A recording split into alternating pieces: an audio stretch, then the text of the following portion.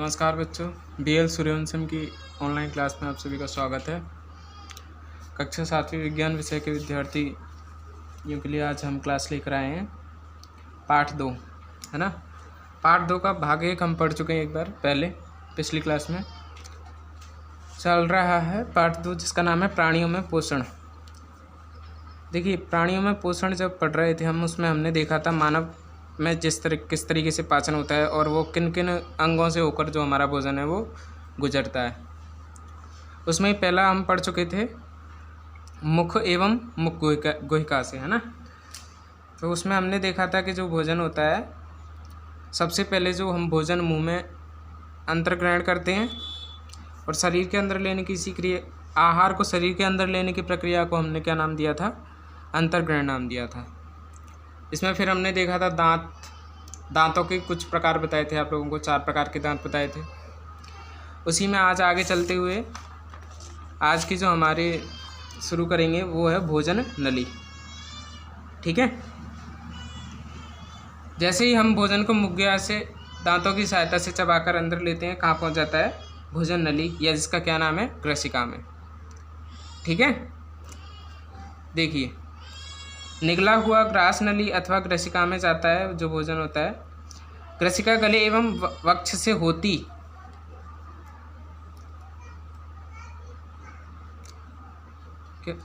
ग्रसिका गले एवं वक्ष से होती हुई जाती है।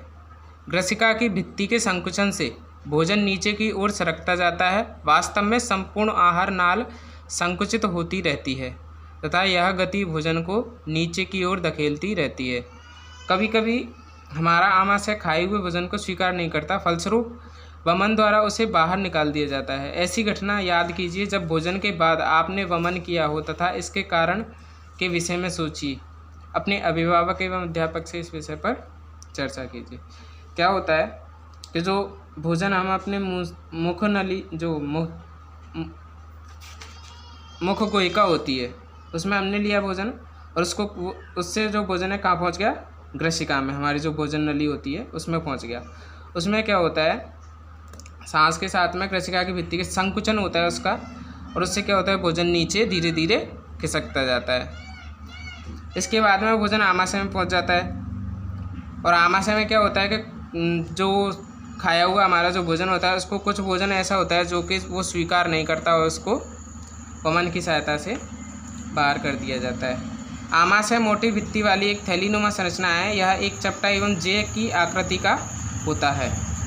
जे की आकृति होती है ना, इस तरीके से ही हमारा क्या होता है? आमाशय। देखो, ये दिख भी रहा है, जे की आकृति का होता है। ये थैलीनुमा संरचना होती है तथा आहार नाल का सबसे चौड़ा भाग है। यह एक ओर ग्रसिका से खाद्य प्राप्त करता है तथा दूसरी ओर क्षुद्रांत कौन सी? छोटी आंत। आमाशय का आंतरिक स्तर सतह श्लेष्मल हाइड्रोक्लोरिक अम्ल तथा पाचक रस स्रावित करता है। श्लेष्म आमाशय के आंतरिक स्तर को सुरक्षा प्रदान करता है। अम्ल ऐसे अनेक जीवाणुओं को नष्ट करता है जो भोजन के साथ वहां तक पहुंच जाते हैं। जो हमारा जो शरीर आमाशय होता है, इसमें कौन सा जो HCl हाइड्रोक्लोरिक अम्ल स्रावित हो रहा है, वो क्या करता है? भोजन के साथ में हमारे जो शरीर के अंदर जो कीटाणु गए हैं, जो भी जीवाणु कीटाणु गए हैं, वो उन सबको क्या कर देता है? नष्ट कर देता है। साथ ही माध्यम को अम्लीय बनाता है जिससे पाचक रसों को क्रिया करने में सहायता मिलती है। पाचक रस जठर रस प्रोटीन को सरल पदार्थों में विघटित कर देता है। जो हमारे जो अंदर शरीर के अंदर कई प्रकार के जो अम्ल होते हैं या रस होते हैं, वो स्रावित होते हैं। ये पाचक रस होते हैं सारे। क्या करते हैं? जो भोजन हम ग्रहण कर रहे हैं उनको पचाने में सहायता करते हैं। क्षुद्रांत लगभग 7.5 मीटर लंबी अत्यधिक कुंडलित नली है। यह यकृत एवं अग्नाशय से स्राव प्राप्त करती है। इसके अतिरिक्त इसकी भित्ति से भी कुछ रस स्रावित होते हैं। यकृत गहरे लाल भूरे रंग की ग्रंथि है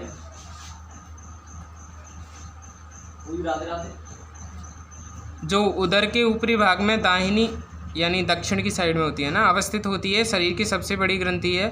यह पित्त रस स्रावित करती रहती है, जो एक थैली में संग्रहित होता रहता है। इसे पित्ताशय कहते हैं।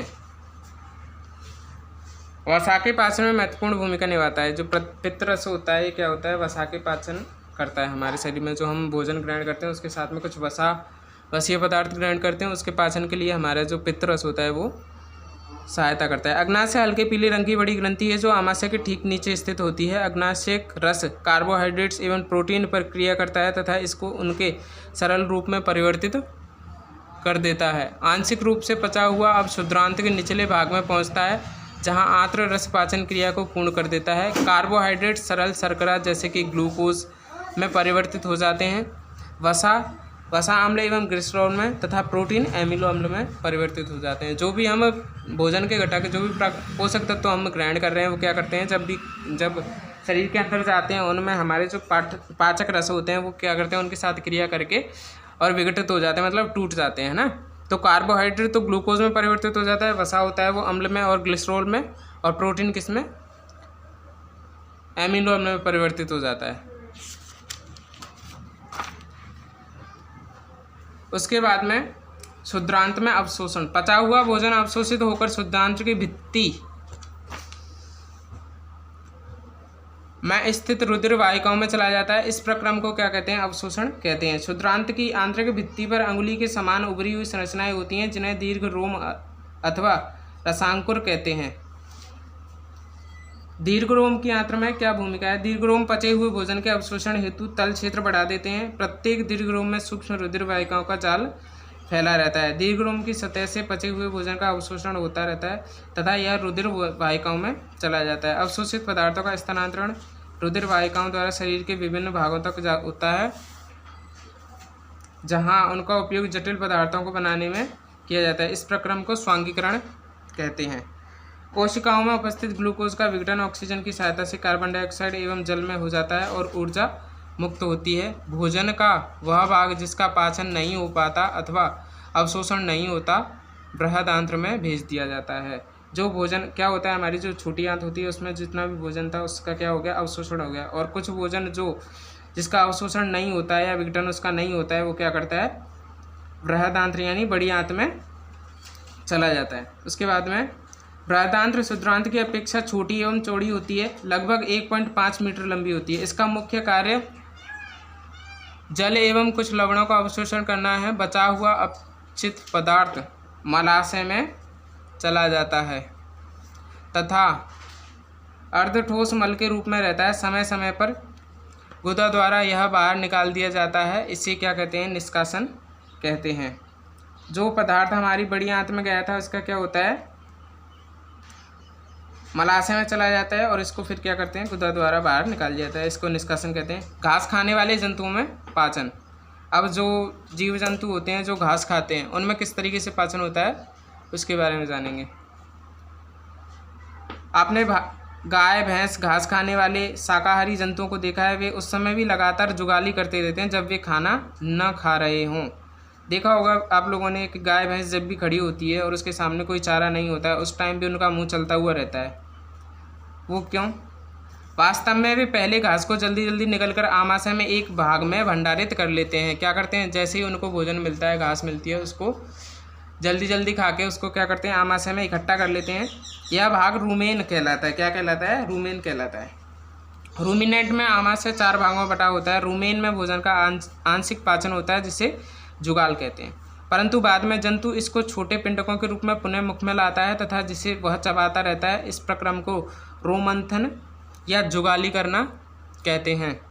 ऐसे जंतु रूमिनेंट अथवा रोमंथी कहलाते हैं। क्या करते हैं, जैसे पहले तो जल्दी जल्दी खा के उसको किसमें, रूमेन भाग जो होता है उसमें एकत्रित कर लेते हैं, फिर उसका थोड़ा पार्ट थोड़ा थोड़ा उसको मुंह में लाते हैं और उसको चबा चबा कर उसका पाचन करते हैं। इस प्रक्रम को क्या कहते हैं, इस प्रक्रिया को कहते हैं रोमंथन या जुगाली करना। और ऐसे जीव जंतुओं को कहते हैं रूमिनेंट या रोमंथी। घास में सेल्यूलोज की प्रचुरता होती है जो एक प्रकार का कार्बोहाइड्रेट है। किसी रूमिनेंट अथवा रोमंथी पशु, हिरन आदि के रूमेन में सेल्यूलोज का पाचन करने वाले जीवाणु पाए जाते हैं। बहुत से जंतु ऐसे एवं मानव सेल्यूलोज का पाचन नहीं करते। जानवरों जैसे घोड़ा, खरगोश आदि में क्षुद्रांत एवं बृहदांत्र के बीच एक थैलीनुमा बड़ी संरचना होती है जिसे अंधनाल कहते हैं। भोजन के सेल्यूलोज का पाचन यहाँ पर कुछ जीवाणुओं द्वारा किया जाता है जो मनुष्य के आहार नाल में अनुपस्थित होते हैं। अब तक आपने उन जंतुओं के विषय में पढ़ा जिनमें पाचन तंत्र पाया जाता है, परंतु ऐसे बहुत से सूक्ष्म प्राणी होते हैं जिनमें न तो मुंह होता है और न ही पाचन तंत्र। ऐसे भी कुछ जीव होते हैं जिनके ना तो मुंह होता है ना पाचन तंत्र होता है, लेकिन फिर भी क्या करते हैं, वो भोजन का पाचन करते हैं। अब वो कैसे करते हैं देखिए, अमीबा में संभरण एवं पाचन, अमीबा जो होता है उसमें पाचन तंत्र नहीं होता है। अब वो किस तरीके से अपना भोजन ग्रहण करता है, किस तरीके से उसका पाचन करता है, आइए देखते हैं। अमीबा जलाशयों में पाया जाने वाला एक कोशिक जीव है। अमीबा की कोशिका में एक कोशिका झिल्ली होती है, एक गोल सघन केंद्रक एवं कोशिका द्रव्य में बुलबुले के समान अनेक धानियाँ होती हैं।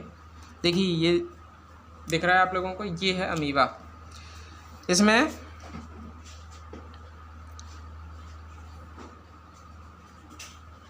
इसमें क्या होता है, जो पाचन तंत्र होता है वो तो नहीं होता, लेकिन एक कोशिका झिल्ली होती है, एक गोल सघन केंद्रक एवं कोशिका द्रव्य में बुलबुले के समान अनेक धानियाँ होती हैं। अमीबा निरंतर अपनी आकृति एवं स्थिति बदलता रहता है। यह एक अथवा अधिक अंगुली के समान प्रवर्ध निकालता रहता है, जिन्हें पादाभ कहते हैं, जो इन्हें गति देने एवं भोजन पकड़ने में सहायता करती है। क्या करता है, यहाँ से जैसे ये अपनी आकृति बदलता रहता है, जैसे यहाँ से एक पार्ट निकालेगा पैर की उंगली की तरह, ये इस तरीके से यहाँ से निकालेगा और फिर ऐसे आगे बढ़ता है, जो किस में सहायता करती है, इसको भोजन को पकड़ने में। जैसे ही इसको कोई भोजन, इसके लिए खाद्य पदार्थ दिख जाता है, उसको पकड़ने के लिए अपने शरीर में से कुछ भाग ऐसे आगे निकालता है और उससे भोजन को पकड़ लेता है। अमीबा कुछ सूक्ष्म जीवों का आहार करता है। जब इसे भोजन का आभास होता है तो एक खाद्य कण के चारों ओर पाधा विकसित करके उसे निगल लेता है। खाद्य पदार्थ उसकी खाद्य धानी में फंस जाते हैं। ये जो पूरा इसका जो भाग है, इसको क्या कहते हैं, खाद्य धानी कहते हैं, और जो भोजन इसने ग्रहण किया है वो इसके बीच में फंस जाता है। खाद्य धानी में ही पाचक रस स्रावित होते हैं। ये खाद्य पदार्थ पर क्रिया करके उन्हें सरल पदार्थों में बदल देते हैं। पचा हुआ खाद्य धीरे धीरे अवशोषित हो जाता है। अवशोषित पदार्थ अमीबा की वृद्धि एवं रखरखाव गुणन के लिए उपयोग होते हैं। बिना पचा हुआ अपशिष्ट खाद्य धानी द्वारा बाहर निकाल दिया जाता है। जैसे वही प्रक्रम, जैसे क्या हो रहा है, इसने भोजन ग्रहण किया और इसके अंदर चला गया, इसमें जो रस पाचक रस थे वो स्रावित हुए, और जो भोजन इसके काम का नहीं है, मतलब जो अपशिष्ट है, उसको इसने इस तरीके से यहाँ से बाहर निकाल दिया। ठीक है, तो ये था प्राणियों में पोषण, हमने पढ़ा। आपका पाठ खत्म हो गया है। आशा है आप लोगों को समझ आया होगा। इसके कुछ प्रश्न उत्तर हैं वो आप लोग घर पे देख लेना, जब तक घर पे पढ़ते रहिए। ठीक है, ध्यान से। धन्यवाद।